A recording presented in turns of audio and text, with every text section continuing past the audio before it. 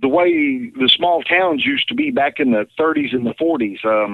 And then it grew to the 50s and 60s where you got to get around a little more. And now in the 70s and the 80s and the 90s and now this year, I just think the mobility of knowledge has grown so quick and can get around so fast. Someone in Wisconsin can have the world's largest pumpkin, and they can grow in 10 days. That knowledge is going to be known around the world by that evening. Right.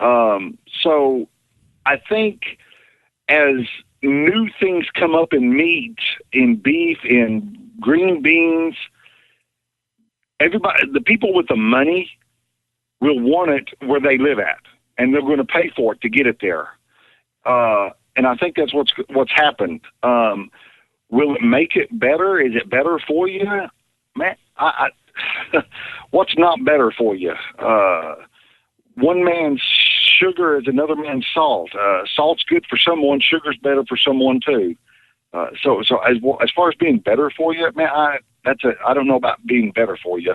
What I have found in the custom slaughtering business that's grown is the natural. People are selling more and more of the natural beef to, I don't want to sound wrong, city people that don't have farms, that have read a lot, believe what the doctors are telling them, get away from the growth hormones and all that. That has grown, absolutely. I'm getting more and more of that every month through my shop. Dave Bouska joining us here on the show. Dave, quick question. When you're competing and that beef that you buy for briskets, is that Wagyu-style beef, or you use something different? Nope, I have never cooked a Wagyu brisket. I have seen a Wagyu brisket 6 times now. That's all I've ever seen them live. I don't buy into that world. Not saying I haven't had my butt beat by them several times, but I feel that I can cook a great USDA choice or prime brisket, and I can cook it to the best that meat is. I can turn it in, present it, and I can get the flavors I need right there. I don't feel that I need to step up and cook a Wagyu. I think that cooking a Wagyu, if you can cook a great brisket out of the other briskets available, that's wonderful. I think you can step up your game. But if you can't cook a normal brisket great, stepping up to that, all you're going to do is cook a real fine brisket mediocre. I don't think that's not a guaranteed win. And that's where people have perceived that I've got to buy a Wagyu brisket that's going to get me into the top 5. The brisket won't get you into the top 5. You still got to cook it. You know, one of the things that I found interesting was, yourself, you had Mike Wozniak from QWOW, you had Rod Gray from Pellet Envy. At least those two, you're still holding true to what you were saying in the past, but those two were always very staunch advocates of just taking, what's in the Sam's case or nothing better than cab, and didn't really understand what this move of foot for Wagyu was. Yes. Don't get me started on the CAB program. That is one of the biggest jokes put out there. Don't get me started there. That is absolutely nothing but a marketing ploy. Sorry. Certified Angus beef. Okay, Angus beef by the USDA standards is 60% of that, 51% of that skin has to be black. They then say that there's enough Angus bloodline that they can still call that Angus. There are several breeds of beef out there that are not Angus that can fall under the CAB program. Black Baldies, belted Galloways. There is Holstein beef that's a lot of black in them. There's some black Santa Gertrudis. There's a lot of beef that are not Angus, but according to the USDA, there's enough black on their skin that they can still say, somewhere in the history of that animal there was Angus. They can call it Angus. That doesn't mean that it was a certified Angus beef. That means the packing plant said it had enough black on the skin. So I think if you're going to buy into a program, buy into a certified Angus farm program, buy into a grading system program. Excel has a grading program called a Sterling Silver. And what that is is they grade, they pull out the top 10% of their choice briskets and say that's the highest marbled choice we have. They sell it that way. Creekstone Briskets is the brand that I use. They're out of right here at Wichita, Kansas. Their farms are certified Angus farms. That's all they kill is from their own farms. But I don't buy into certified Angus beef programs. There's too many loopholes and it's being used, and I know the producers that are doing them. So I don't buy into that. Sorry, I'm off my soapbox. No, not at all. I mean, would it be so it would only be true then, pardon me, if it was just 100% certified. I mean, is there an Angus cattle out there? Like yes, 100% Angus? Absolutely. Oh. There's and believe it or not, there's red Angus, there's black Angus, but the one that everybody pushes is the black Angus. It's certified Angus beef. So does that mean it's red Angus or black Angus? They predominantly go with black, but that's not the way it's wrote out. So it's hard to actually say.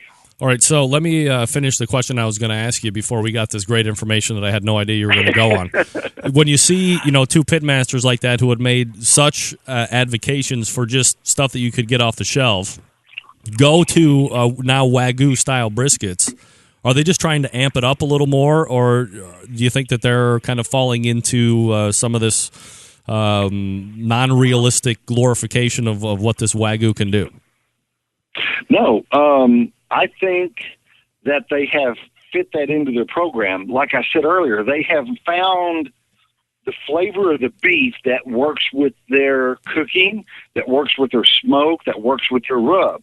I've never cooked one again, but their time frame of cooking, it might work better. The guys that I know that do cook them, they talk about you can cook the flavor out of a Wagyu, which would be the fat's flavor. Yep. And that's what a lot of folks are getting or not getting, is they're not getting the fat to break down properly. Fat breaks down between 164 and 174. So if it doesn't break down, if it breaks down too fast, it runs right out of the meat. So it has to break down properly for it to stay in there and for it to flavor. These guys have mastered the way the beef cooks, and that's the best meat that they can find for their process. So, great. I have found the way to cook the other meats for my process. Dave Bouska joining us here on the show. All right, Dave, last thing before I let you go. And I meant to ask you about this earlier, but I'm just overwhelmed by how great your interview was tonight, so I didn't want to stop you from any balls that were rolling. You happen to also be giving a cooking class. What can you tell us about it? Okay. Central Lights will be the first bit of knowledge. This is first advertising for it. All right. I'm going to do my own. Yeah, I'm going to do my own cooking class January 20th and 21st here in my hometown, Chandler, Oklahoma. My website will be updated probably within the next 2 days for registration forms and stuff like that. We're going to limit it to 30 students. You will be able to see, get, hear, touch, feel all of the what I buy, my trimming procedures, my prepping. We'll go through it just like a comp. We'll start like when I started the comp. We'll go through what we do. The next morning or that night, we'll have a supper. We'll put the meat on. We'll go to bed. Then the next morning, we'll start bright and early. We'll do just what I do at a comp. We'll follow a natural, what a turn-in day would be. We'll go through that. We're going to follow as close to turn-in times as possible. The only times that it might go over past a standard window would be if there's a lot of questions. I don't want to leave a question unanswered. So as long as we got all the questions answered from chicken, we'll go right on into ribs, and then on down the road. But it'll be over when the last question's answered. That's why I'm looking at it. We're going to answer and really get in depth with the way I cook. Are you going to be building boxes and everything just like you would at a comp? Correct. We'll be building boxes and everything. Sounds great. You're going to be taking 30 students again. Central H. This is a world premiere exclusive. Dave Bouska, Butcher BBQ, going to be doing a class January 20th and 21st. That'll be 2012. Do you have a price tag on this?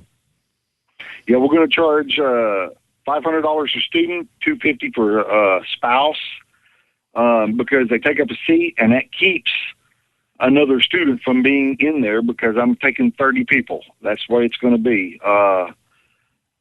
Relatives and teammates that are not married to the $500 entry cannot say that they are a spouse. All right, so we're looking at $500 a student. What, I'm sure this is something you've deliberated over for a long time. Cooking classes seem to be very popular here, especially over the last 2 or 3 years. Everybody that has some type of success seems to be giving them. What's going to be different about your class versus taking, the other big handful of classes that we could chuck out, anywhere between $450 to $700 on? I do classes through the year anyway. I work with Cook Shack. We do 3 classes a year in catering and restaurant. We do 25 students a class of that. So hosting a class I'm real familiar with. And then once a year we do a cooking class with Fast Eddie up there in Cook Shack. Mm-hmm. Last year I did a class in California. We co-hosted it with the California Barbecue Association. And there was, I think, 34 in that class, if I'm not mistaken. What will I bring to the table versus other people? Knowledge. They can ask me a question that may not pertain to what I'm teaching them right there, but I'll probably be able to answer it if it comes to meat. I can talk stick burner. I can talk pellet cooking. We can talk whatever. I can take what I'm doing, and they can tell me their procedure, and I can work what I'm doing into their procedure and see if it can help them out. That's what it's all about, is to take that procedure that I'm doing and try to fit it into their world. That's what I think if anybody gets out of a class, that's what they got to be able to do is take bits and pieces and make it work for there. You can't take one complete person's cook and make it, and how can I say, clone it and make it exact for you, because you're going to do something different somewhere down the road. Dave Bouska joining us here on the show. When are you going to be able to take applications or take entries for this class? Probably within 2 days. We've got our site being changed around right now, but here real quick we'll have registration forms up on that. All right, so Centralite's getting first knock at it. Again, we're looking at $500. It's going to be January 20th and 21st coming up here in just about a month and a half, I guess, from now. So look forward to that. According to everybody here on Instant Chat, Dave, this is going to be probably one of the best classes you could take next year. And it seems that you're probably shortchanging yourself by at least $250 for the amount of stuff you're going to be giving out. What do you think? Let's raise the price right now, and I'll take half. Maybe not. All right. ButcherBBQ.com is the website. Dave, I mean, I can't thank you enough. I held you over once. Actually, you probably didn't even know it, but I just held you over for 2 extra segments because the information was phenomenal, and I always appreciate talking, some butcher stuff, some barbecue. That's why we call it Butcher BBQ, and I really appreciate you coming on tonight, Dave. Thanks a lot. Hey, Greg, I appreciate you. And thanks, all right, Greg. There he is, Dave. ButcherBBQ.com. Holy crap.